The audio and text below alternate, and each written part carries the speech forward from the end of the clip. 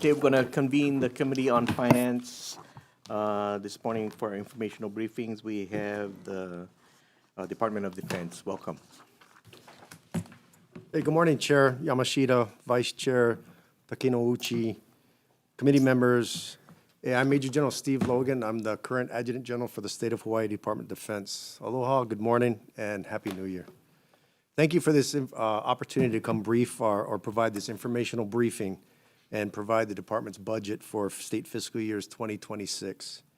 There's been a lot of turnover within the Department of Defense, so with your permission, I'd like to introduce some of the members that I brought with me today, because some are fairly new. With me is Deputy Adjutant General, Brigadier General Philip Mallory, call sign Buddha. To my left rear is my brand new Command Senior Enlisted Leader, Command Sergeant Major Kumalai. Chief of Staff of the Hawaii Army National Guard is Colonel Ronald Hogston. The Director of Staff for the Hawaii Air National Guard is Colonel Shane Nagatani, call sign Nuke. Administrator of the Hawaii Emergency Management Agency is Colonel Retired James Barros. Administrator of our community programs that oversees the Youth Challenge and the Job Challenge Academies is Brigadier General Retired Bruce Oliveira. Director of the Office of Veteran Services is Lieutenant Colonel John Alamoden. The Military Support Officer is Brigadier General Retired Neil Mitsuyoshi. The Administrative Service Officer for the department is Colonel Retired Rusty Spray. And our Chief Engineering Officer is Major Shao Lee. The primary mission of the State of Hawaii Department of Defense is to enable a safe, secure, and thriving state and nation. We're a small department with a relatively small state budget, but it's important to highlight that although small, the State of Hawaii Department of Defense has a significant mission, and that matching state funds provides access to significant federal funding. The department request for this year is $40.5 million in state funding, and these funds would bring in approximately $74 million in matching federal funds. This funding would also allow the department to manage its 411 open projects, which potentially could bring in another $2.3 billion in federal grant money. The major adjustments contained in the budget request focus on sustainment, safety, and reorganization based on recent lessons learned from the disaster that occurred on Maui with the Maui wildfires. These adjustments include approximately $1.3 million in recurring funds that sustains the department's software, hardware, cloud service, and maintenance of our IT structures. Prior to this year, the department was able to fund this internally through vacancy savings. However, as you'll see later in this briefing, we're unable to do that, and so we're asking for this to be funded externally. This is more clearly articulated as departmental priorities number 1 and 2 on the Form B or in Table 6. HAIMA requests $2.7 million to provide funding support for 32 core emergency management positions. The requested additional state funding for HAIMA personnel positions is critical to sustain emergency management planning, response, recovery, and mitigation efforts statewide, including direct support for the 4 Hawaii counties while administering those 411 FEMA grant-funded projects that equate to that $2.3 billion I talked about earlier. This is more fully articulated within the Form A's, and it is listed as departmental priorities number 13 and 14 in Table 6. The Hawaii Army National Guard requires 3 new positions and approval to upgrade 4 existing positions to a higher grade. All new positions are 100% federally funded at no cost or financial burden to the state, and these are articulated as departmental priorities 36, 39, and 40 on that same table. In the Hawaii National Guard Youth Challenge Program, positions are funded in accordance with the National Guard Youth Challenge Program cooperative agreements. The National Guard Bureau supports the program with 75% federal costs, with the state providing a 25% match. Unfortunately, the current federal funding appropriation is insufficient to incorporate state-required federal payroll fringe for all of the program employees. Additional federal funding for payroll fringe is unavailable at the National Guard Bureau level and will not be increased. The program is unable to hire or retain all required employees at full-time salaried rates, which equates to about 44 employees, and they're currently budgeted at an hourly or 89-day hire rate due to the lack of the federal funds. Because of this, the Youth Challenge Program is requesting an additional $1.9 million to pay the federal portion of the state-mandated fringe benefits. This will allow compliance with staffing supervision requirements and ensure cadet safety 24 hours a day, 7 days a week. So we have 2 separate campuses, 2 curriculums per year with live-in 24/7 facilities for about 5.5 months per semester. And there are federal requirements from a cadet to a cadre ratio. And these are more clearly articulated as department priority number 8 for the fringe and number 17 for the required salary increases. I'd like to move on to CIP. The governor's budget approved 8 of our 12 CIP projects, requested for a total of $61.8 million in FY '26 and $19.5 million in FY '27 in general obligation bond funds, which then matched to $62.7 million in FY '26 and $17.7 million in FY '27 in other federal funds. The governor's FY '26-27 budget approved a total of $81.4 million in general obligation bond funds and $80.5 million in other federal funds that are then matched. Details of the projects can be found in Table 15, but I'll talk a little bit about them here. One is to upgrade our Youth Challenge Academy facilities where we have those live-in cadets. One is also to improve, sustain, and modernize our siren program. One is for an elevator so that we can be ADA compliant at our Diamond Head facility. One is to retrofit all of our buildings so they can be more resilient to effects of natural disasters, specifically hurricanes, because that's about when we go into a higher operational op tempo. One is to upgrade our Army facilities. One of our large ones is to get the state funding to start building the 3rd state veterans home over on Maui. One is to improve the Haima Emergency Operations Center. And then we have a small maintenance building which has a supplementary fuel capability at Diamond Head. So in the event of a loss of power, we can then fuel our vehicles. And so we want to renovate that building. I'm pleased to report that we've turned the corner on vacancies and are getting closer and closer to my goal, which is no more than 5% department-wide. DOD has a total of 504 authorized positions, and our total vacancies are 142, or 29%, which is trending downward by 43 from last fiscal year and represents a 28% reduction. Of these 142 positions, 95, or 67%, are either 100 or 75% federally funded. The following status breakdowns is the status breakdown for the vacancies. 24 of the positions are being established, and the position descriptions and classifications are in progress. About 8 positions are being redescribed due to the repeated inability to fill them at the current described rate. 24 positions are awaiting state matching funds, so they're unfunded, and are included in our budget request throughout. 23 positions are filled by exempt hourly wage employees or 80/90 hires. 18 of these are from the Youth Challenge program that I talked about in the earlier paragraph. So we have insufficient funding to hire them, so we put them into an hourly rate, and what we'd like to do is be able to convert them to a full civil service. And 4 or 5 of the employees are in clerk positions that have been announced. 15 are awaiting DHERD and classification, and 48 positions have pending actions. Either the vacancy is published, they're awaiting the list from DHERD, they're pending interviews, or are awaiting background checks. And I have a breakdown of that if this committee would desire that. In closing, I'd like to thank you for this opportunity to present the Department of Defense budget requests, and myself and my team are here available for any questions that you might have. Okay, thank you very much. Okay, members, at this time, we'll open up to questions. Okay. Representative Loy. Thank you, Chair. Thank you, General Logan, for being here.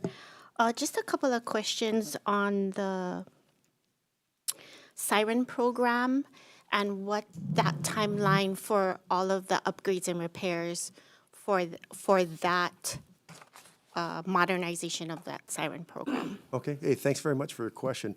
What I'd like to do is bring up Mr. Barros. He's the administrator of the Hawaii Emergency Management Agency, and he has much more detailed information on the current and future siren program.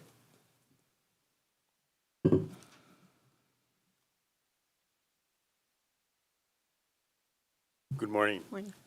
So for the siren program, the modernization, we're looking at years and addressing bundling sirens and addressing them by year. So for example, this year we'll fix roughly 31 sirens will be modernized throughout the state.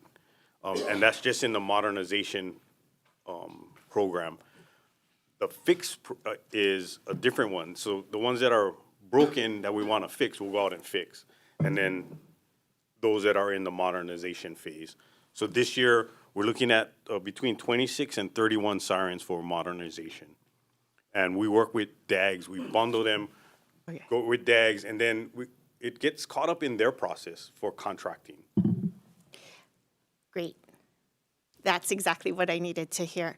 Of the 31 sirens, like, what is the breakdown per island? I can get you those numbers. That's fine. Perfect. Right now, 15 on Maui, 8 on Oahu, and 8 on the Big Island. Part of the modernization piece. Yeah. Okay, great. That was my only question, but General Logan, thank you so much for the dollars that come down from the federal government. Also really interested in the REPI program and how the REPI program can be continue to help to be good neighbors across the island, and how we can actually blend more dollars through the REPI program, through your office, and then down into the counties. Just putting it out there. Thank you, Chair. I yield. Thank you for that question. Representative Kush.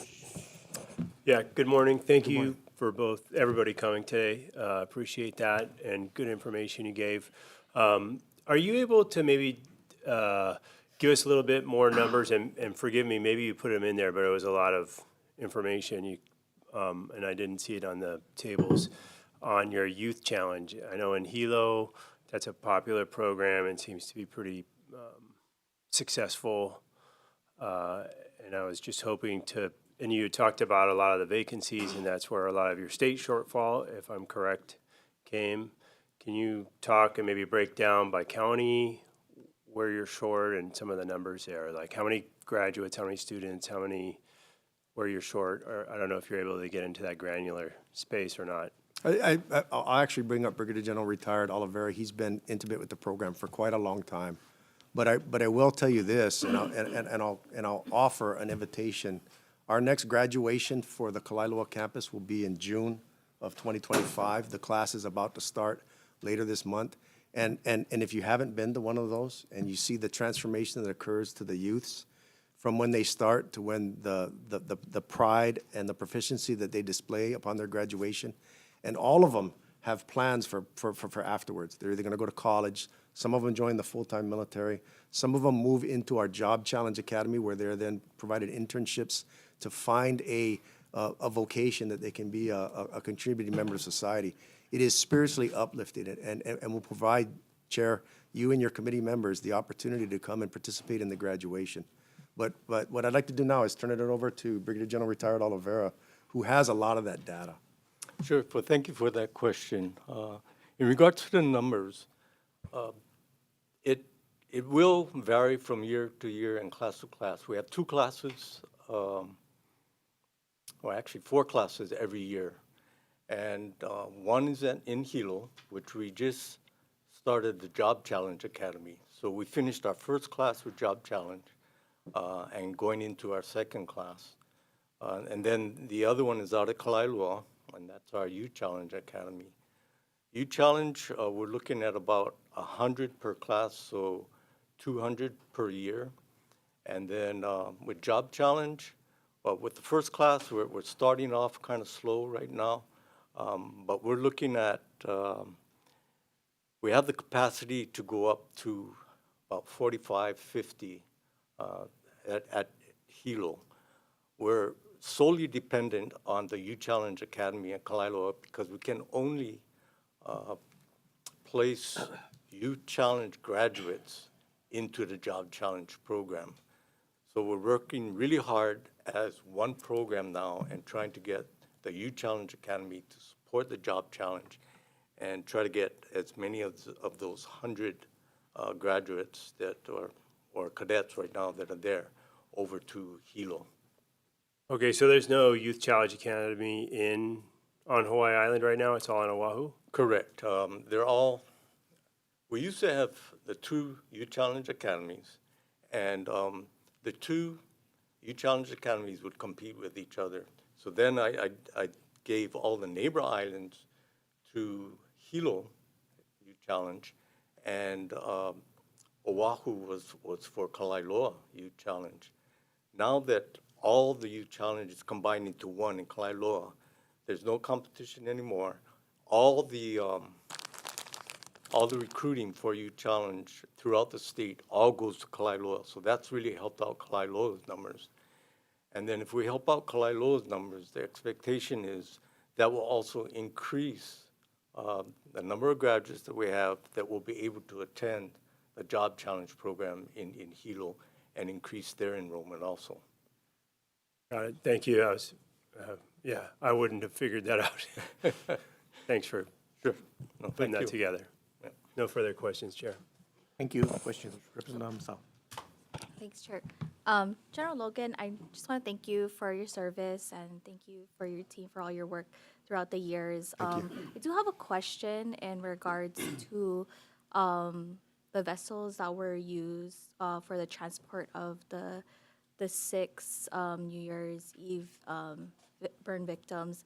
I wanted to know if we own any C-17s.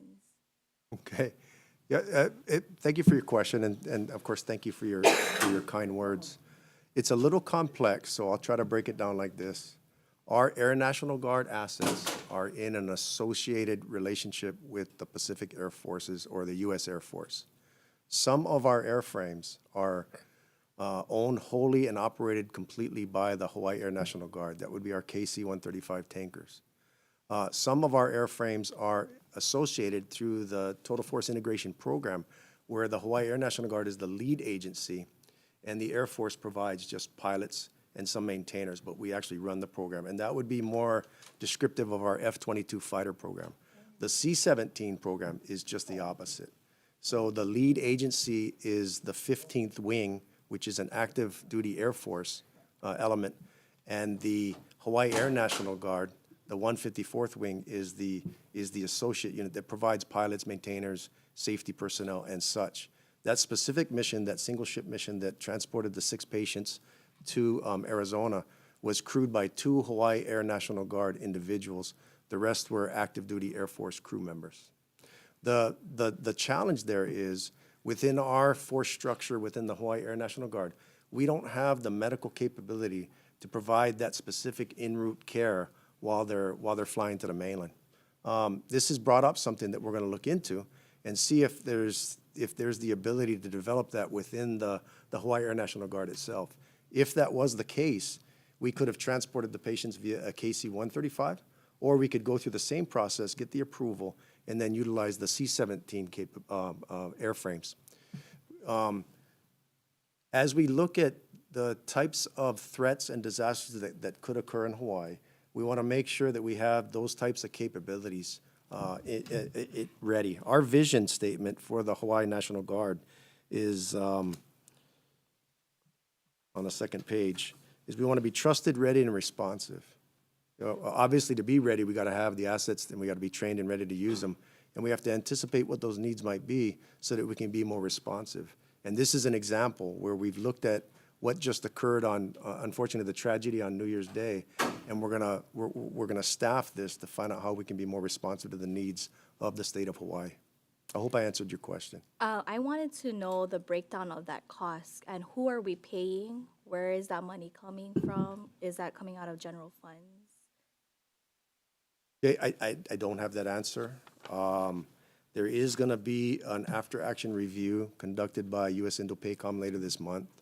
They haven't calculated that cost, or we haven't calculated the cost. The airframe itself costs around $20,000 per flight hour for the flight there and the flight back. It's an annual rate that's published by the Department of Defense. But I'm not sure what the bill is gonna be from Indo-PACOM to the state of Hawaii.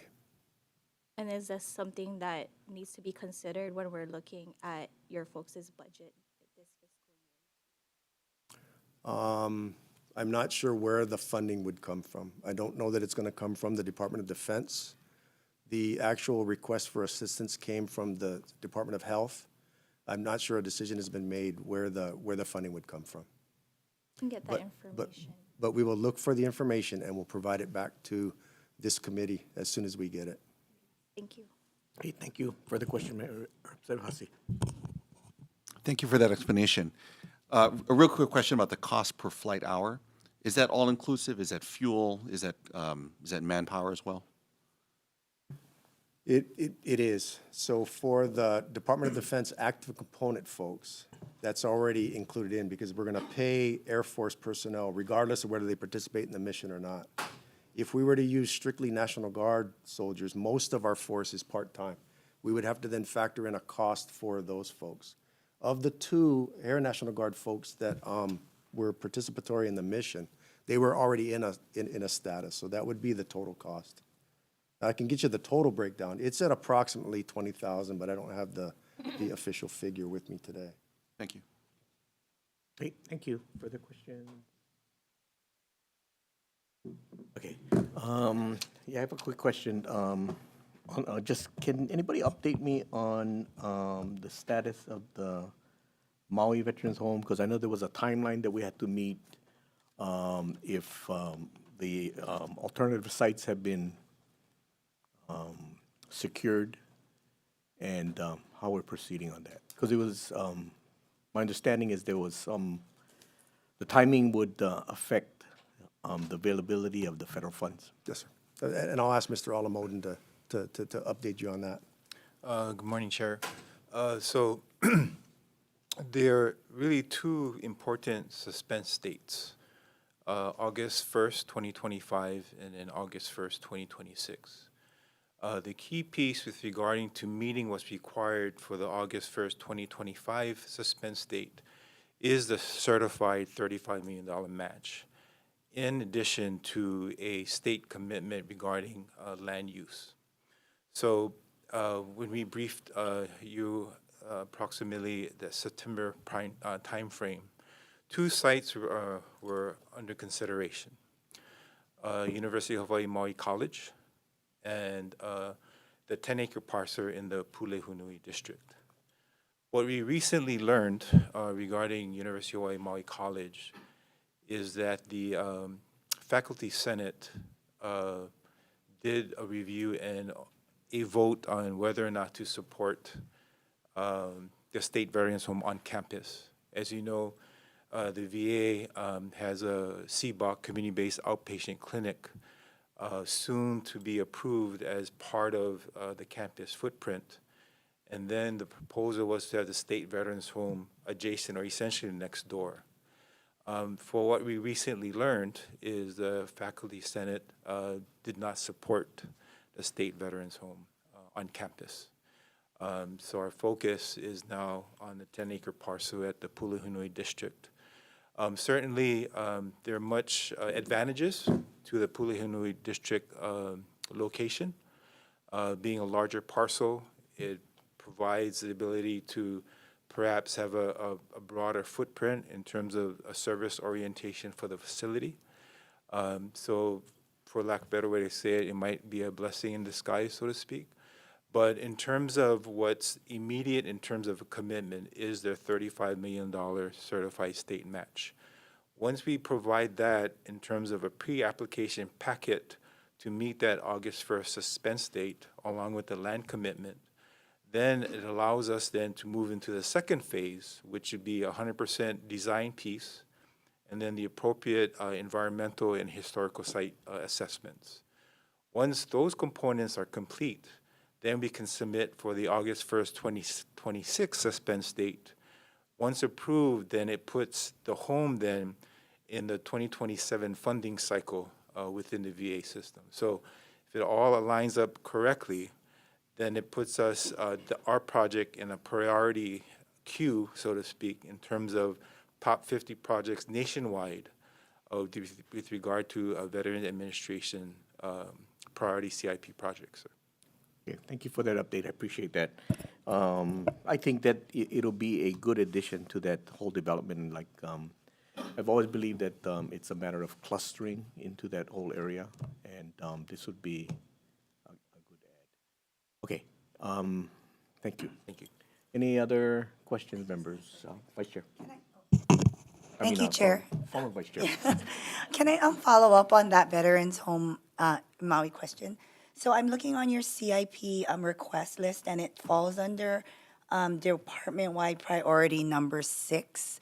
So I'm wondering if now with this timeline and needing the funds by August, would you say that that moves up as in priority level on your CIP request? Or is still, I know it's hard to answer because they're all important, but I'm just thinking like there's a whole bunch of things listed above it, right? The youth challenge, the sirens, all of this. But I'm just wondering with the deadline, would the department consider that as like the most critical funding so that you can move forward with this project? Clearly, and thank you for the question. Clearly, for the Department of Defense, because of our commitment to our veteran population, it is one of our most important priorities. We've just completed the Daniel Keakaka State Veterans Home out in Kapolei. It's about to open. A dedication ceremony is being scheduled for March. 120 beds. We were fortunate to have the chair come out on a tour and see what that provides for the veteran population. We are the number 2 state as far as number of veterans per capita, only number 2 behind Alaska. So I think we have a duty to try to provide the ongoing care for folks that have either volunteered or in the case of many were drafted for the Korean and Vietnam conflicts and really didn't have a choice and are now suffering through some debilitating, states. It is clearly one of our priorities. Unfortunately, with the tables already having been submitted, it is too late to move it up in the priority up to number 1, but it is one of our highest priorities, definitely. Okay, great, thank you. Okay, thank you very much. Further questions, members? Okay, Representative Kush. I just have one more, thank you. I was just noticing and I didn't catch it before, and I don't think I heard it in your discussion, was about the fire marshal and the Office of Recovery and Resiliency at the bottom there. It's a governor's add-on. Can you expand? It looks like there's 7 positions. And if you can expand a little bit on that. Okay. So thank you for that question. Also, the last legislative session established the fire marshal position or reestablished it. It was de-established, I believe, in the 1978 session, and it went into effect, I believe, 1 July of 1979. It was placed into the Department of Labor and Industrial Relations, and that's where it currently resides. To my knowledge, they haven't hired anybody yet, and I believe there is a hiring process that the Hawaii Fire Council is considering at the present time. There's an emergent concept to try to request that fire marshal and the Hawaii Fire Council to migrate over to the Department of Defense. That legislative priority has not been, the legislative proposal has not been completed yet. So what we're doing here is leaning forward and trying to anticipate what those needs are so we can be responsive and articulate the funding that would be required if, in fact, after this session, it does come to the Department of Defense. I wasn't really participating in the discussions on the fire marshal reestablishment last year, so I'm not that well versed on it. I don't come from a real heavy fire department background. I retired from the Honolulu Police Department. We did co-respond to a lot of fires with those folks. So I don't really have that expertise, but what I do know is if in fact it does come to the Department of Defense, we want to be able to have that funding available. Looking at the Maui wildland fires, which we participated in a lot, looking at the most recent event that occurred on New Year's Day, and then of course the tragic loss of that firefighter and the hospitalization of the other injured firefighters, we see a real need to operationalize that concept as quickly as possible and try to get after whatever gaps there are within our fire mitigation prevention and of course our fire response or fire building code issues that we might have. So I don't really have a good answer because there's not enough known about, and it doesn't really belong to the Department of Defense as of yet. But if it does move to us, this is an attempt to try to secure funding so we can hit the ground running as quickly as possible in the next state fiscal year. Copy that, thank you. So is that, like, it looks to me there's 3.3 million essentially for 7 positions. Does that also include other ancillary costs, vehicles, communication offices and such, or there any other details on that, or is it just kind of a placeholder at this point and you don't know much on the details? Yeah, I'll tell you what, I'll bring up my ASO, my Administrative Service Officer. He helped craft the Form As. And like I said, this is kind of outside of our department at the present time. So this is kind of a unique fiscal request that we have. Yeah, to answer your question, sir, the 2.1 million of that is operating cost. What those details and cost centers are, we don't know at this time. But, so only 1 million is salary and the rest operating. So it's 1.1 for 7 positions, and then the 2.2 is for operational. Right. Got it. Okay. All right. Thanks so much. I appreciate that. Okay, thank you. Further questions? Colonel Sprague, can I ask a follow-up question, please? The,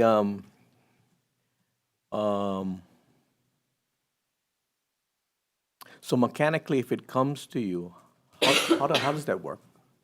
Is it like an attached agency? Is it, how is it going, are you there for administrative purposes? How is it going to work? I think in preliminary discussions internally, we're gonna just reorganize the department and put it under divisions because there's not enough administrative support to support those 2 offices. Okay. Okay. So we'll just wait for more detail. Okay. Thank you very much. Any further questions? Okay, thank you very much for being here. We look forward to working with you. Thank you. Thank you very much, Chair, Vice Chair, and committee members. Okay, thank you. We are in recess.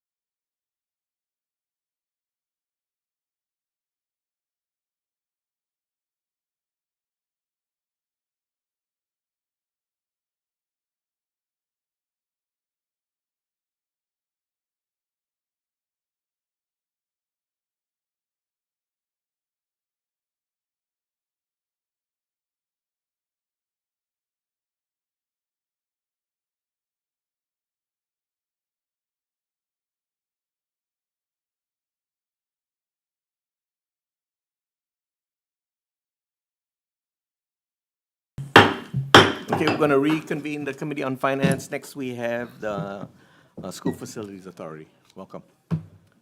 Good morning. Thank you, Chair, Vice Chair. My name is Ricky Fujitani with the Hawaii School Facilities Authority. Thank you for the opportunity to brief you and tell you about the School Facility Authority and what our ask is for this year. We're a startup agency, relatively new. It was established in 2020 by this legislature with Act 72. The first executive director, however, wasn't appointed till 2 years later in 2022. Unfortunately, I'm the second executive director for the School Facilities Authority, and I was confirmed in June of last year. The hope of the authority, what I like to do is any kind of task is to look at the destination, where you want to end up, and then work towards that goal. So everyone's pointed in the same direction or paddling in the same direction. The model that we want to follow is not uncommon to other other school districts across the nation. They establish school facilities authorities to create standards, to get efficiencies, and to basically make sure that schools, districts all focus on the same mission and in the same direction. So that's why they've been established. And Massachusetts is a great example. So that's our ultimate goal. Hawaii is very unique in that there's only one school district, but there's still 264 schools split up amongst 15 complex areas. So in essence, we have 15 different school districts. So that's pretty much our goal. My presentation is kind of organized along 3 questions. First is the why, then the how, and then the what. So the why is that we were established to develop modern learning spaces for Hawaii schools and contemporary living environments for Hawaii's workforce. That's basically why we exist. How we're going to do it, which is the real big question, right? What makes us different, is we want to improve the way government builds schools and housing through, first of all, standardized designs. For some reason, our state has diverted from standards and uniformity into ad hoc one-offs. Everyone wants to be part of an award-winning project. This is a project that is cost-effective, maintainable, and will be around for literally 8 generations when you think of building something. Yeah, you have to keep that in mind. Then we want to adopt different ways of building because construction costs in Hawaii are so high through prefabrication. That's the best way to control costs and to implement standards. And then design for building maintainability, not for LEED certification or award-winning designs, but what's maintainable over the course of a lifetime. And then do innovative things through procurement. And the things we do is like pre-qualified vendors for speed. So everything's done beforehand, before the money comes. Everything's set up. This is doing it afterwards. Getting best value versus low bid. Unfortunately, the state is all stuck on low bid. We don't do any of that. Our contractors are all based on best value, so it's a criteria. Price is only one factor. And then the third is to use innovative things called design, build, finance, operate, maintain, or P3s, where you're using or matching both state money with private money. So that's the how, or how we intend to get this done. And finally, what we do, and that's dependent upon you. Right now, we have 3 programs, which we call swim lanes. One is preschools, universal pre-K. The second is Central Maui School. And then the third is workforce housing.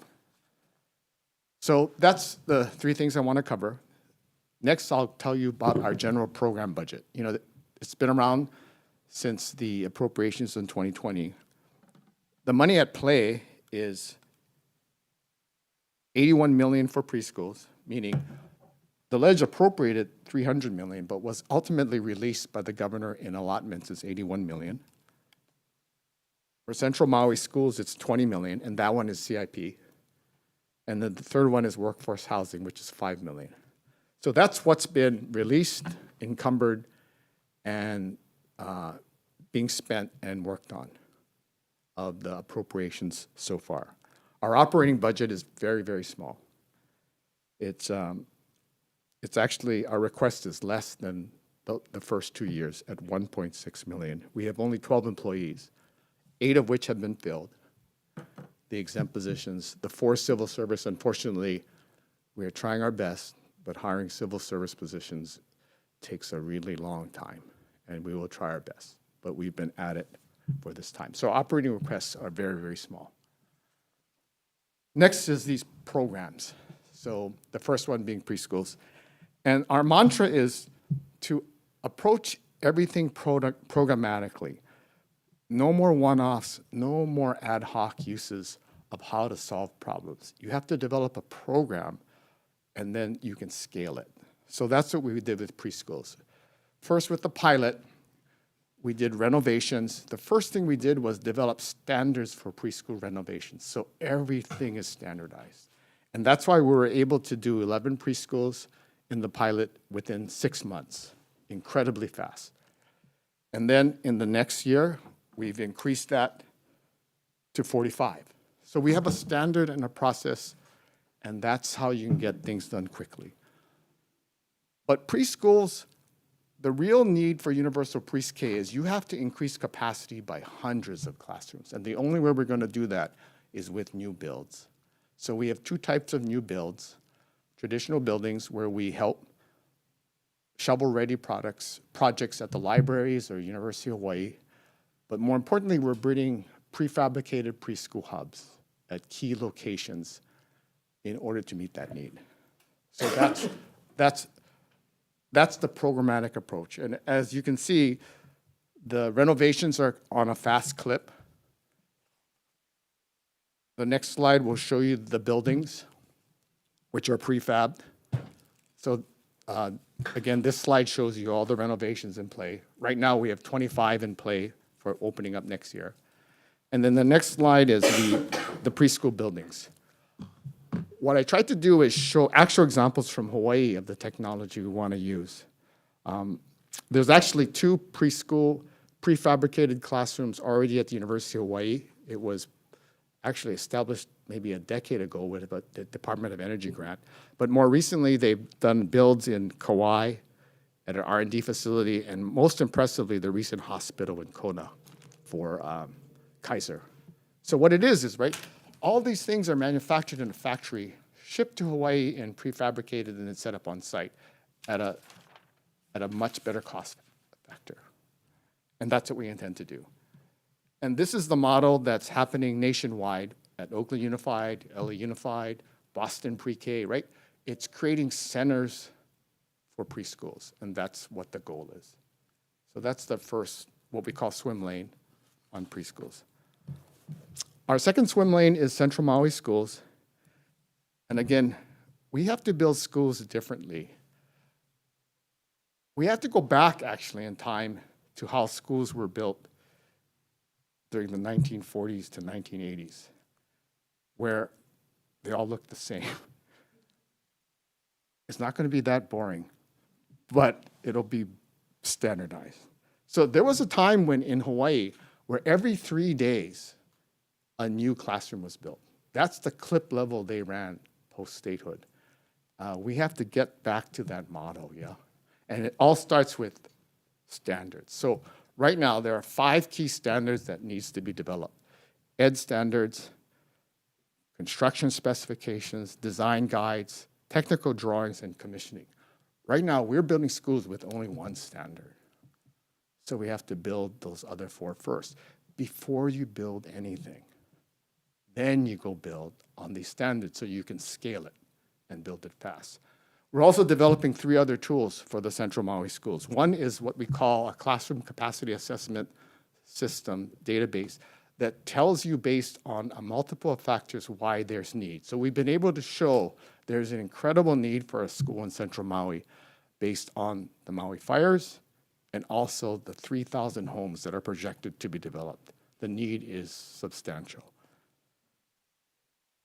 The other tool we're developing is a standard classroom configurator. So if you ever bought a home at Horton or Coral Ridge, right, you can get on a configurator, tell you what kind of home you want, how many rooms. We're doing that for classrooms. So you say, I need 4 classrooms at this location. It cranks out to you a diagram. It cranks out to you the Revit diagrams.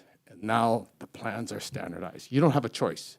You can choose furnishings, amount of bathrooms, but they're all standardized. So if you can standardize 60% of your bill, that's how you control costs and you develop speed. And it's not nothing on you. LA Unified has already done this.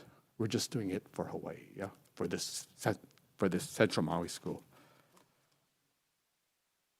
And the last swim lane we have is workforce housing. This is the most challenging. And our goal, right, is to repurpose school lands for workforce housing. We've had one pilot, and we're in the midst of it, is Mililani High School, right? The RFP closed. We awarded actually a local developer who's done and has a great track record of affordable, viable workforce housing. And we're in the midst of working with them on pushing this through. There's a lot of controversy, pushback about having it in Mililani, but we will try our best. But that's just the start, right? That's the first pilot. It's always the hardest. The challenge is to replicate this across 10 different sites. So to develop the model, yeah? And we want to do 5, we want to do 10. That's the only way you can create a dent and get thousands of workforce housing sites. And the best example is the NOAA project at University of Hawaii, right? That's the model: design, build, finance, operate, maintain. This model is being replicated across the country everywhere, where you provide the land lease, developer fronts it all, maintenance, everything's included for the life of the project, 65 years. So that's our intent. That's what Mililani will be, and hopefully 10 more thereafter. So hopefully that gives you a good idea of who we are. Most people don't even know we exist.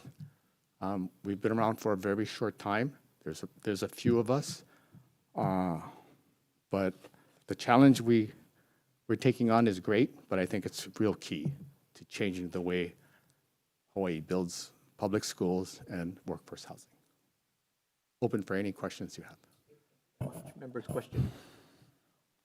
Okay, Representative Kush. Hussey, sorry. Sorry for being a little bit late for the beginning of your briefing, but thank you very much for being here today. My question is regards the workforce housing piece, and one of the things that we deal with in Hawaii is zoning rules, which essentially require us to build automobile-dependent communities.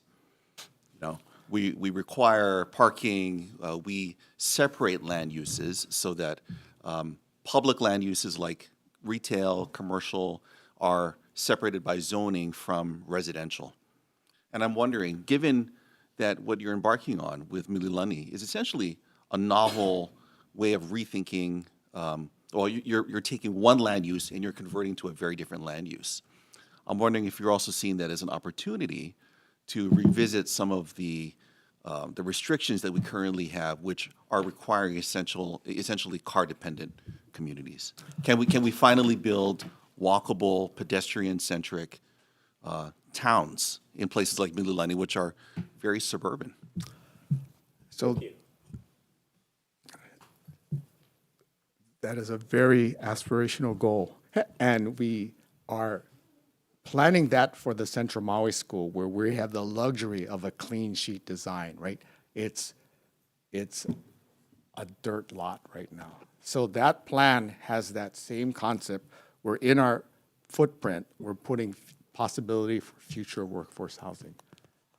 Unfortunately, in the case of Mililani, that's completely different, right? That's a 30-year-old development that we're coming into where the community doesn't really want any more change to it.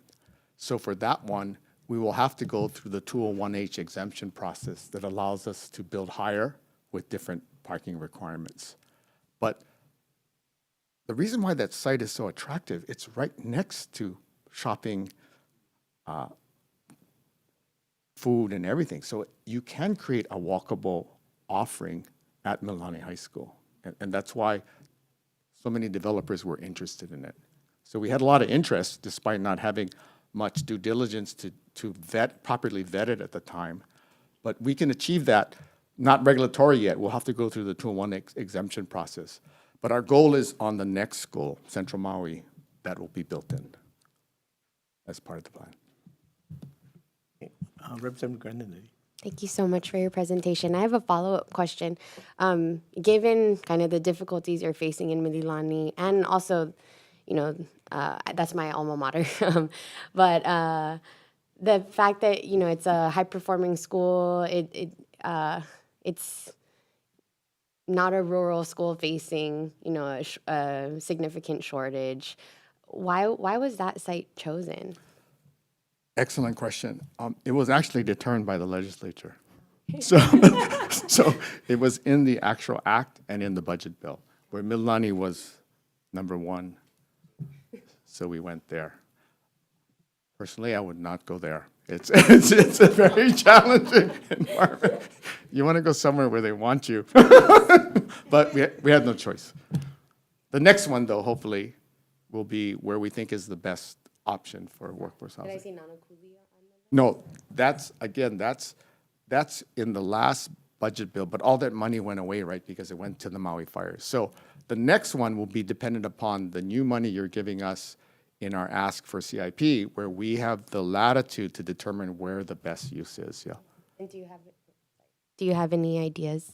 Oh, yeah, most of it is actually in urban Oahu, where the schools are underutilized, where they're close to transit stations. That's where the real sweet spot is, yeah. Thank you. Yeah. Okay, thank you. Further questions, Reverend Lowy. Thank you, Chair. Thank you, Director, for being here. I get really excited about this stuff, especially when we talk about creating your own design guideline standards, your own building standards, along with just this ecosystem of live, work, play. I'm just really curious because having done land use for a little bit, some of the hurdles that are out there really lies with the state and the development of an EIS because spending public dollars is a trigger. I'm just wondering how long it will take you to develop these guideline standards. I'm asking that question because there's a lot of bureaucracy, which really stalls the delay and the development, along with the 201H program, which allows you to exempt yourselves from some of these standards. And I was just wondering if there was a way to kind of extrapolate and or comb through these places of bureaucracy, because that's the development standard to get you guys to building schools efficiently and effectively. And then us as policymakers can really take a hard look on what those regulations are and how they're either helping or hurting development of housing or schools or other things that is so desperately needed in community. Yeah, so in answer to your first question with schools, again, there's 5 key standards and we've only developed one. And the one that we've developed is actually in 2006. So that's a problem. What we've been able to do is we have hired a firm out of San Francisco. So the architect of record for the Maui schools is actually a Maui firm, because I'm a firm believer in having a Maui school, Maui built. So the primary architect is Hawaii Off-Grid, which is based in Paia, Maui, and they're doing most of the basic site work right now. But we wanted to back them up with a national expert. So they're being backed up by this firm called MK Think in San Francisco. And they built an award-winning community mixed school program in Emeryville, which blends the needs of the school and the community together. That's why in the initial site layout plan, there's a community, shared community access component of the school that's very open to that's going to be open to the Waikapu community as part of the design. And this firm has already done that on the mainland, so that helps. They can do most of the heavy lifting because they've done all these things for other school districts in the Bay Area already. So I think we can jumpstart it quicker that way. But that still has to follow a process getting accepted by the Department of Education and then the community on Maui, right? Yeah, and I asked that question because I would love to see that, or even just put it front of mind. I mean, there's so much work to do, but if there's ways for us to learn the lessons to continue to fall forward, that helps other communities. I also recognize that within your operating budget, you have a architect on board. Is that architect evaluating those plans for those things? Share with me that position a Sure. little bit. Absolutely. We have actually 2 architects on board. One that lives in Kailua, thinks kind of out of the box. And then we have one actually from New York City who ended up in Hawaii because she worked for a billionaire that was building schools across the world. So she's been involved with schools built in France, Singapore, New York, and San Francisco. Unfortunately, that her employer decided to buy the Oakland Athletics and just recently destroyed the Tropicana to build his new Las Vegas A's stadium. So they laid off the entire staff, but we were able to hire her. So she is key in driving how we should build schools. This is how we've built schools in the past, yeah. Great. Having that kind of design professional on team looking out for our best interests is critical. And then finally, as it relates to the workforce housing piece, will those same design guidelines also be utilized to the development of the workforce housing? Yeah, unfortunately, we were given very little money for workforce housing because of the Maui fires. I know the ledge appropriated 170 million, which got reduced to 5, which we think is what we need to just get this project over the finish line. So we haven't had the same luxury to develop housing standards like we did for Central Maui schools, yeah. But that is our intent, Great. standardization, yeah. Yeah, look forward to Yeah. all of that. And you know, the county has done some pretty, I don't know if you've seen the Westlock project, but that's a good example of prefabricated. It was built in a factory, volumetric in Canada, shipped on a barge, and literally assembled in weeks in Westlock. So it's been done before. We just need to apply that same discipline going forward, yeah. Yeah, we're not reinventing the wheel.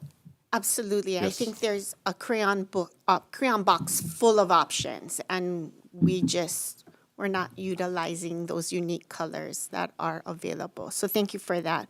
Yeah, I look forward to those design standards and how we can help move some of these projects along.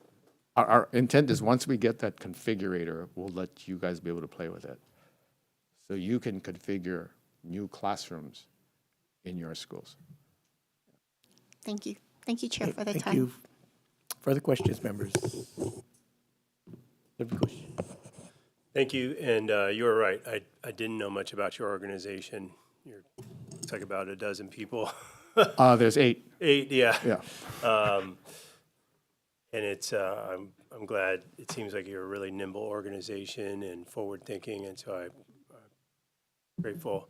Can you elaborate a little bit about some of the Hawaii County projects that are in the pipeline over this biennium? And Yeah, unfortunately, we have, our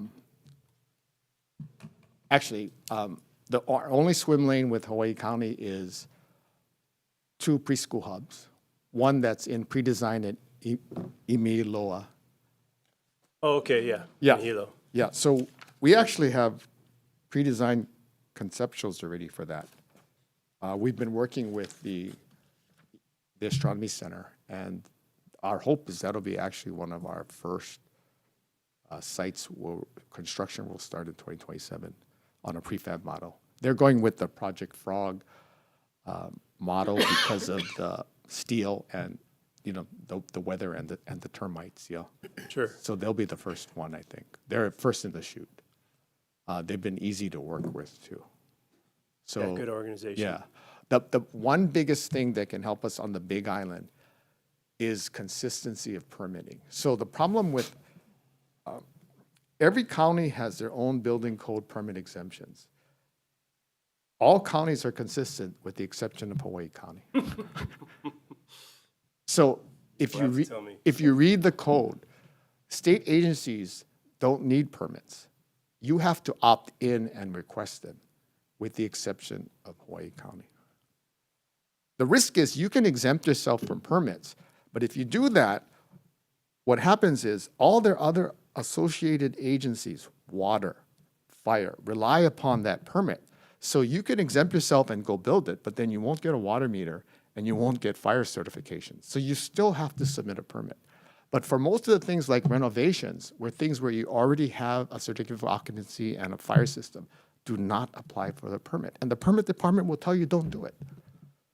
Yet state agencies consistently submit a permit and wait 18 to 24 months for that permit, even though it's not required by the code, except for Hawaii County. Yeah, so I've seen it, it's specifically exempted in what's needed for a Yes. code, but I see your certificate of occupancy.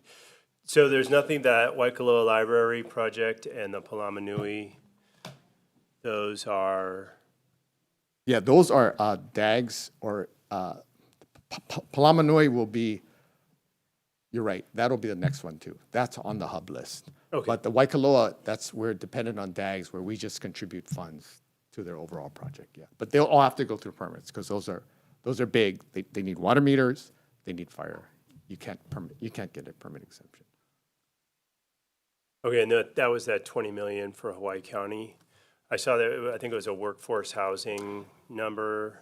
Yeah, that was to build workforce housing, but again, all that money went away, right? What happened was because of the governor's, the initial appropriation was 170 million, lie down and veto reduced it to 50, Maui fire reduction reduced it only to 5. We think we need the 5 million just to finish Mililani. Got it. And did you have a site planned out for that 20 million for the workforce housing? No, Okay. we never It got, was- Okay, never got that far. yeah, I mean, the money was reduced within the first 6 months of the appropriation. Okay. Thanks so much. I appreciate it. Okay, thank you, members. Further questions? Okay, Vice Chair. Sorry, one quick question. So Mililani is the pilot, and then after, we kind of get that, hopefully we have the design, what we're going to do. How quick is the timeline and the rollout to start replicating after that, you guys think? Sure, For so. the, like sites Nanakuli, Waipahu, the counties? Yeah, so, I mean, our hope is we don't follow that pattern of Nanakuli Waipahu because that was in the original appropriation that's gone. We hope the new appropriation will give us latitude in finding the 5 best slots based upon real data, what a developer will want to build, not what somebody else wants to build. Yep. The process from an RFP to an award is probably a year. So, if we get that money in August, we can do the RFP development by December, you're looking at 2026, yeah, where you award the RFP. We still have a long road ahead for Mililani, right? All we do, we have an award, we have a selected developer, we have 201H, we have EA, we have LIHTC, we have a lot of hurdles, but at least we're there. We have an award, and we have a very good developer selected that has an incredible track record in Hawaii and an incredible track record in Mililani alone. They've built a senior living site in Mililani, so I think we have a really good shot at this. So since we're so far out, I guess, with the Mililani project, I guess the intention is to start identifying, lining up those sites, and then fall into that 1 year kind of Absolutely. schedule. Yeah, we have 25 sites lined up. It's just that, Oh, already identified? yes. Oh, But that's a process to get agreement from the governor, the Department of Education, right? There's all these people involved, yeah, that we have to go to. But we're confident that I don't know if you're aware, but there's a new senior policy advisor at the governor's office named Will Kane. He is well aware of the situation with the Department of Education because he spent a previous job studying it for several years with the Jacob study, so he is very in tune to what can be done with the properties, yeah. Okay, Representative Grandinetti. Another quick follow-up. What kind of data are you looking at as you develop that criteria for the next site selection? Sure. Yes, so the key thing, what we call for property identification is location to accessibility, zoning and land use regulations, proximity to infrastructure, and then environmental and natural hazard conditions. So that's your first cut. Based on that, you can say, these are good sites for identification. But then to really go deep, you have to do a land survey, you have to do a topographic survey, you have to do soils testings, you have to do archaeological excavation, because that'll just kill you. And then you have to do actual infrastructure capacity analysis that there's enough sewer, water, electrical to meet that need. Yeah. So that's the process. At what point are we looking at like the needs for teachers at the school sites? That, so there's one need for teachers. We don't have great data on that yet. Yeah. And I know the DOE put out a survey with now defunct survey company that we haven't been able to get that information. But from a Department of Education, there's 22,000 employees in the Department of Education. We're confident that, well, unfortunately, Mililani is just 100 units, yeah. Mm-hmm. To get any dent in this, 5%, we need 10 locations, yeah. So we're not prioritizing schools that are having a hard time attracting teachers at all?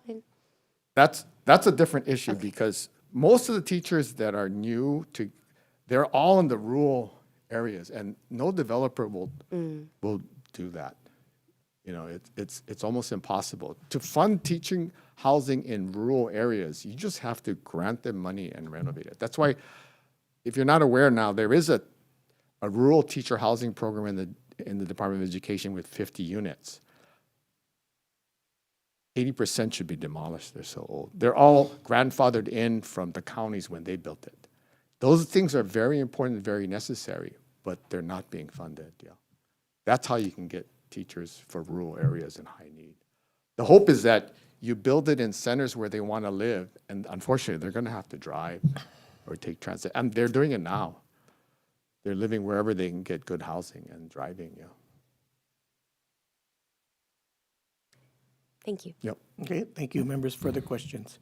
Okay, thank you. I really appreciate this conversation, and I think this is what you are doing is part of a grander scheme. The original vision, when it was pitched to me, was the vision and what this could be was from the person that used to sit in this seat, and I always thought it was a good idea to do something like this going forward.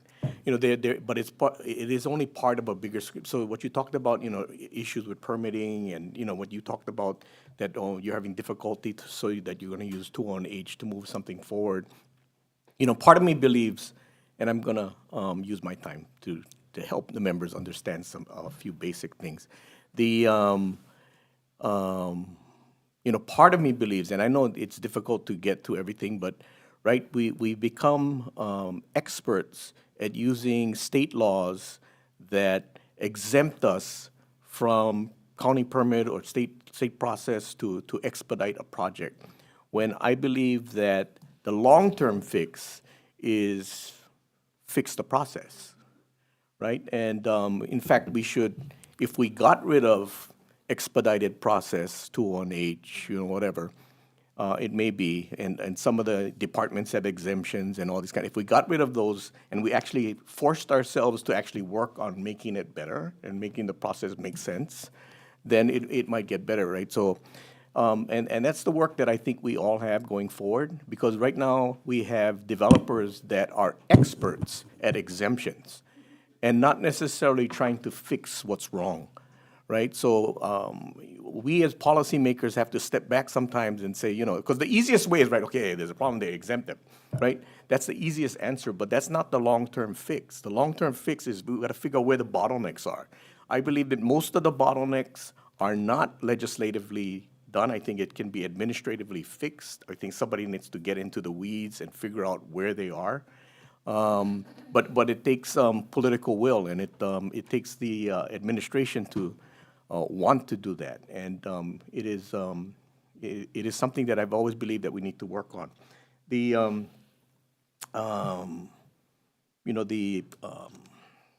are very unique, and this is something that everybody got to clearly understand, right? We are one school district.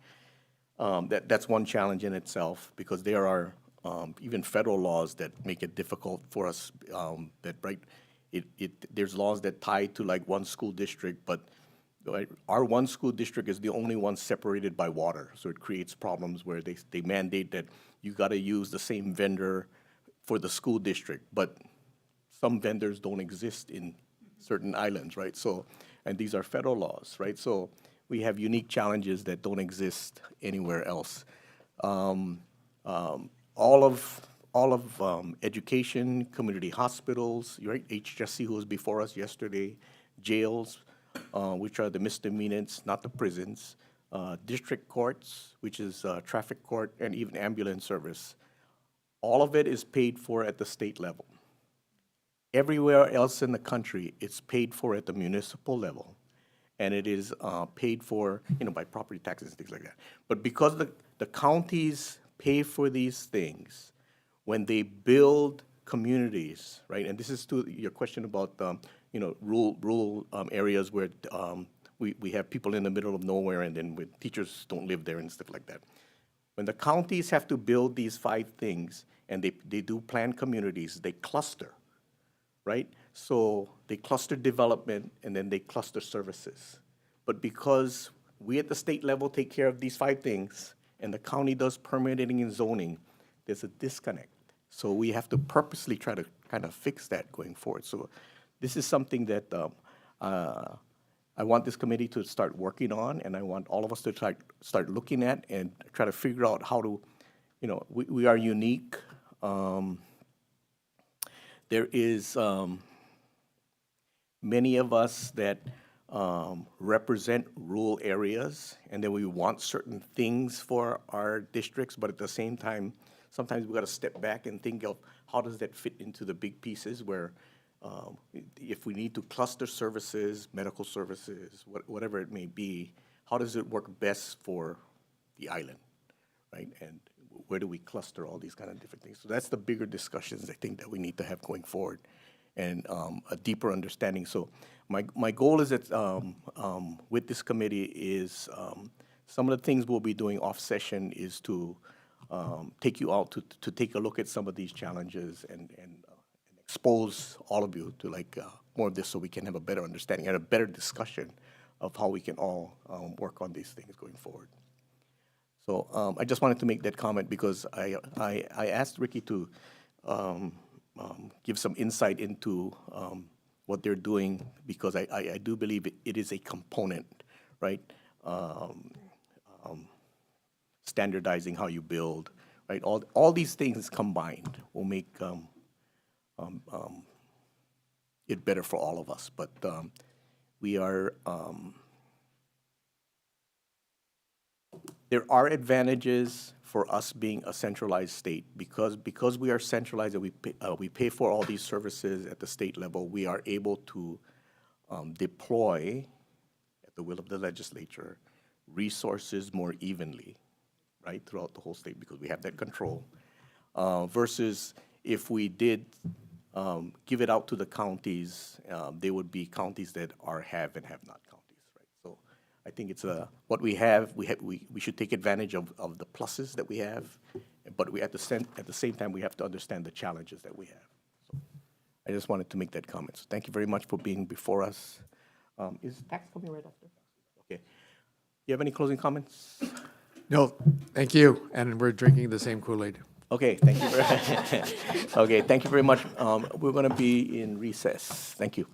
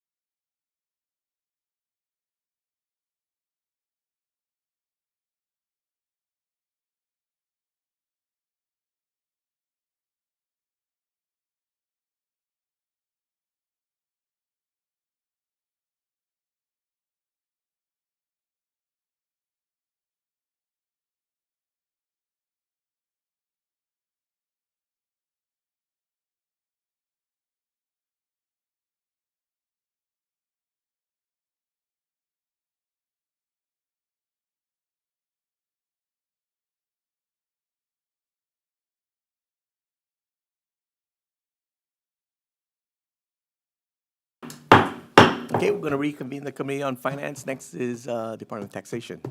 Morning. Good morning.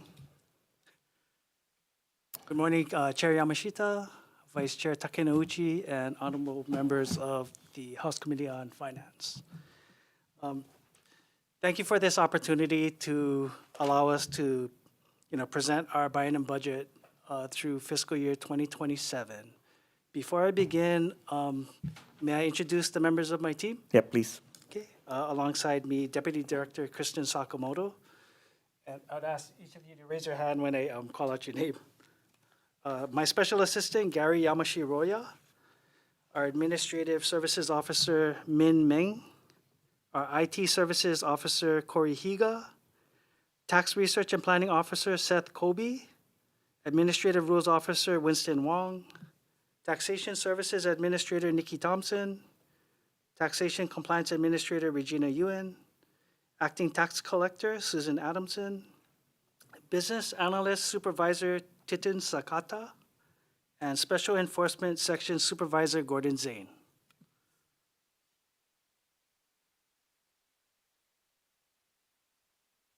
So as you probably know, the Department of Taxation is responsible for collecting the tax revenues that fund many important programs and services for the people of this state. Just some highlights. In fiscal year 2024, the department collected approximately $10.25 billion in state tax revenues, processed over 350,000 paper returns, and approximately 2.8 million electronically filed returns. The department also answered more than 220,000 phone calls, helped more than 20,000 customers at its walk-up windows, processed more than 41,000 licenses, issued more than 20,000 tax assessments totaling an assessed amount of approximately $233 million. Our budget request for the upcoming biennium seeks resources to enable our department not only to continue its operations, but also seeks resources to build capacity so that we can do more and will allow us to operate more efficiently. So our significant budget requests were contained in our testimony, and so let me just touch upon each of the items listed in the testimony. The first is a request for additional funding to monitor and maintain TSM. And so let me explain what that is.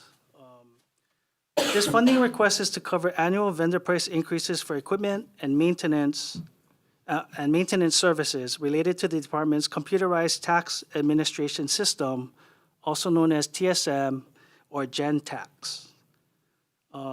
This system is the department's software solution that was designed for Department of Taxation and is continuously updated to effectively perform tax administration while also providing taxpayers with convenient and secure filing options.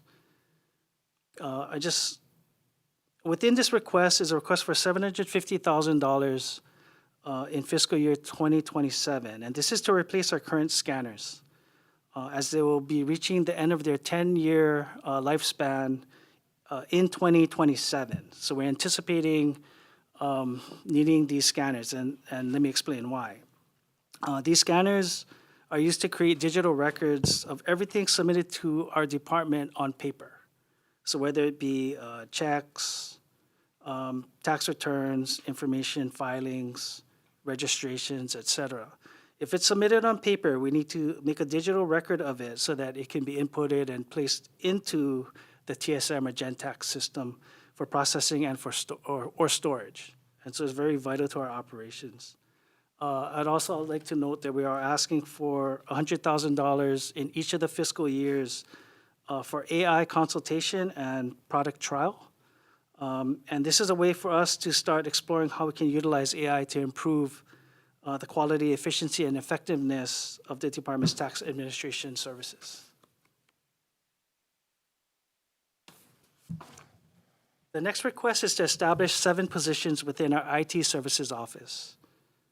The request really contains 2 components or purposes. So the first purpose is to fund the establishment of a permanent project team within the department's IT section to create and maintain a new online tax filing platform that integrates with the IRS Direct File program, starting with the 2026 tax filing season and continuing thereafter.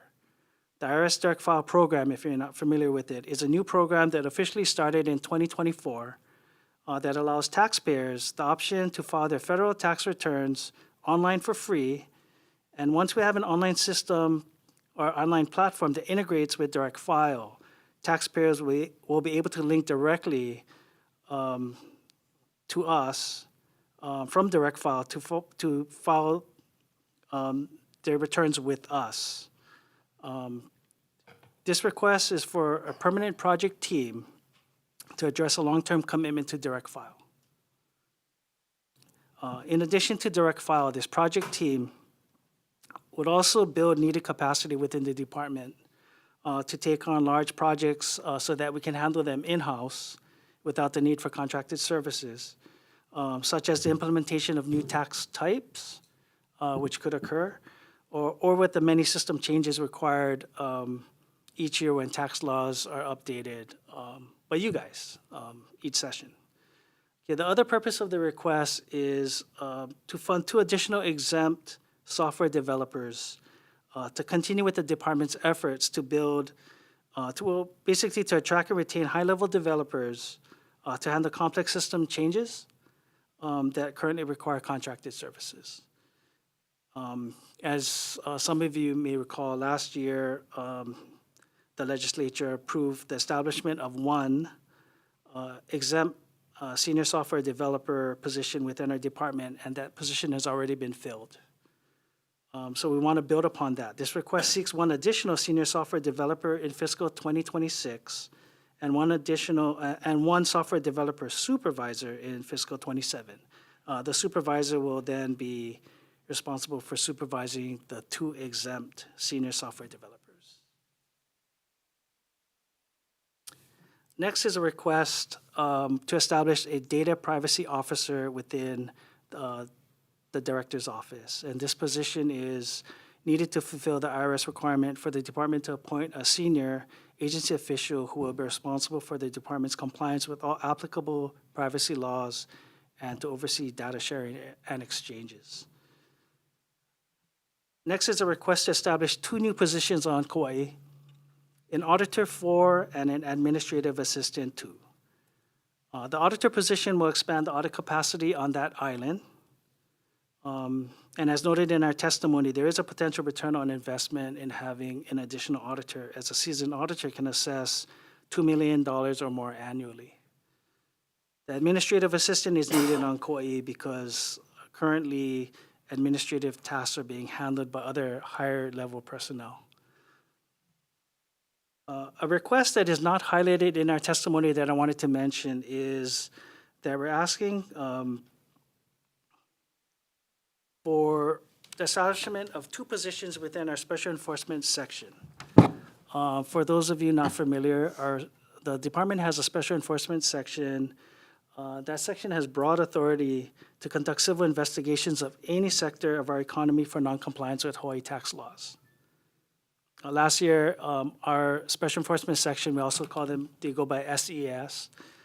SES was credited last year with collecting over $54 million in unpaid general excise tax and transit accommodation taxes.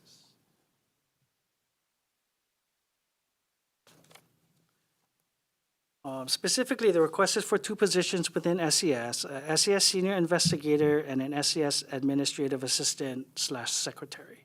So right now, they need the administrative help in the office to perform clerical tasks, and then an additional SES Senior Investigator. They only have 1 right now, and so we're looking to get another one to supervise the other approximately 9 or 10 investigators in the office. So it's growing. It allows us to do more, and we can catch more violators and bring in more money. With that, those are the significant budget requests for the pending biennium, and we stand ready to answer any questions you have. Thank you very much. Members, questions? Tax is always fun. Go ahead. Representative Kush.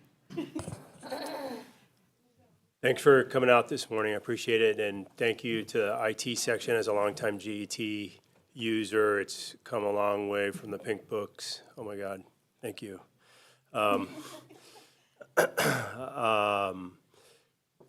Do you have an estimate? You know, I noticed a lot of your requests are around catching people who are not paying taxes. And is that people like under-reporting or not reporting at all? Or, you know, and do you have any idea, like, is there a cloud out there, like you're estimating 3% of tax, 10% is not being collected? I mean, do you have any ideas about that? Just I think it's sort of impossible for us to know. And so it's everything that you just said. It's non-filers, people flying under the radar, or people under-reporting, and we won't know until we look into them. And we need personnel to do that. But really, those hiding from us, I mean, and that's the dilemma, right? I mean, we just don't know what we don't know. But I mean, when you I mean, imagine you have, you know, auditors already, and as they reach into sectors or something, they must, you know, and audit businesses, they must like, oh wow, 1 out of 10 restaurants and 1 out of 5 landlords, and or you know, there's no data like that at all. Doesn't give you an idea at all. I can ask our tax compliance people, but she's shaking her head no. So Okay. Okay. But I think the thought is that the more resources we have and the more taxpayers we can look at, then we're bound to catch people that are not paying their fair share. Sure. No, but I mean, it's like a motivation. Like I know the IRS has an idea of, you know, if we add so many more enforcement agents, we're going to capture X number of dollars, which is a return on, you know, and then that's always a negotiation at the federal level that becomes a political football. But that's why I was curious if you had like an ROI on your agent auditors, you know, that you mentioned the $2 million for your Kauai guy. For Kauai. And it's just based on experience of what seasoned auditors can assess in a year. Wow. And that's not to say that it's guaranteed that they're going to be able to do that, but they've done it before. Got it. Thank you. Thanks. Representative Alcos. Hi. Happy New Year. What is your infrastructure costs and your labor costs is collecting taxes, and overall, like you said, how much you bring in overall in the year versus you know, any idea what it costs the state? I think our annual report has a figure in there. I believe our operating cost last fiscal year was about 30 million. And I think what it breaks down to is I think it costs us about 29 cents per every $100 we collect. Okay. That's including infrastructure? Or is that just labor? Our total, Well, our total base budget for this fiscal year is about 42.5 million. So, and then, as Director said, we collect about 10.25 billion. Okay, thank you. Good ROI. Amazing ROI. Where do I buy shares? Okay, thank you. Further questions, members? 29 cents. Hey, Vice Chair. Hi, Director. You know the AI consulting contract that you were mentioning earlier, is that an overall assessment of where, is that going to be, you know, to identify places, or do you guys have areas, you know, like for the public or internal processes, is that, what are they going to be working on? Yeah, I Is it think- like a suggestions for the department, or are you guys identifying places to look for where implementations can be made? What's the consultant going to be working on? I think the consultant is going to help us identify internally how we could be more efficient. It's a mix of things. So we're looking both at potential industries that we can tap into for non-compliance, non-filers, and based on the consultants' work in other jurisdictions, they have some suggestions for us that we're thinking about exploring. But in addition to that, we're also looking into areas internally that would be potentially beneficial for us to become more efficient. So it's a little bit of everything is kind of on the table. We want to make sure that we evaluate all options so that we use the funds that we get in the best and most efficient manner. So Okay, so more of that we're at that broad stage where what Yes. can be possible rather than how we implement certain things. Oh, great, thank you. Okay, thank you. Members, further questions? Okay, let's see. And maybe just, since we got you here, give us some insight. So yesterday, Council of Revenue came out and then they adjusted the numbers, and my assumption is because of the estate tax spike was part of it, but they did also adjust economic growth from 6% down to 5.8 or something like that. Maybe helping us give insight as to the information that you gave them and then which may have adjusted those numbers.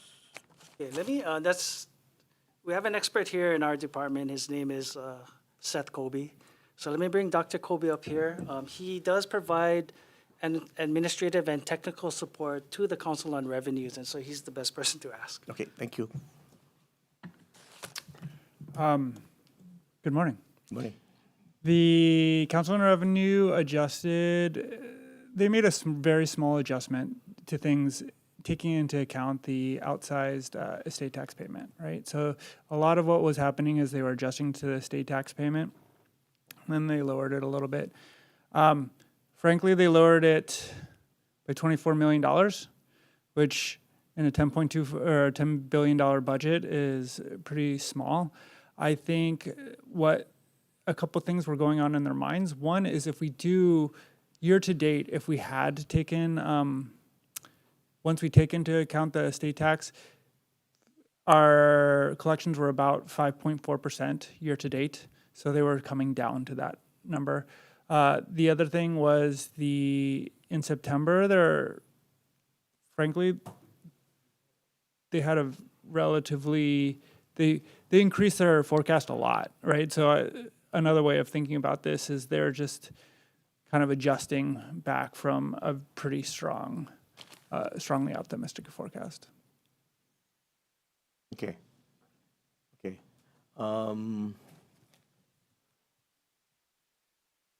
I don't know if that was helpful, but yeah, okay. Because they went, they upped the projection for 25 from, I forgot what it was, 4 to whatever it was, 6.8. 6.8, yeah, and then they lowered the following year to negative 1.5. So, and then I think there was, and then it went back up again in the following year. But, right. Yeah, go ahead. So we focus a lot on the growth rates, right? Because they're easy for us to understand. But what you guys should really be caring about is the absolute rates, the actual dollar amounts that you're bringing in, right? So if you're going to have a very big increase in 2025, which is like you don't expect that to happen pretty much ever again, then you're going to have a big increase.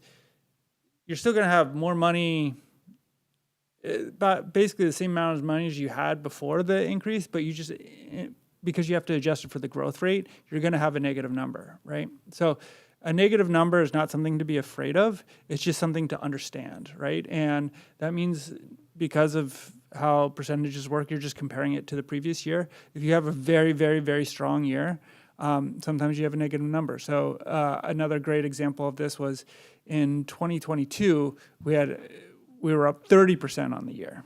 In the following year, we were slightly negative, which makes sense, right? Because if you go so much up, you're going to do that.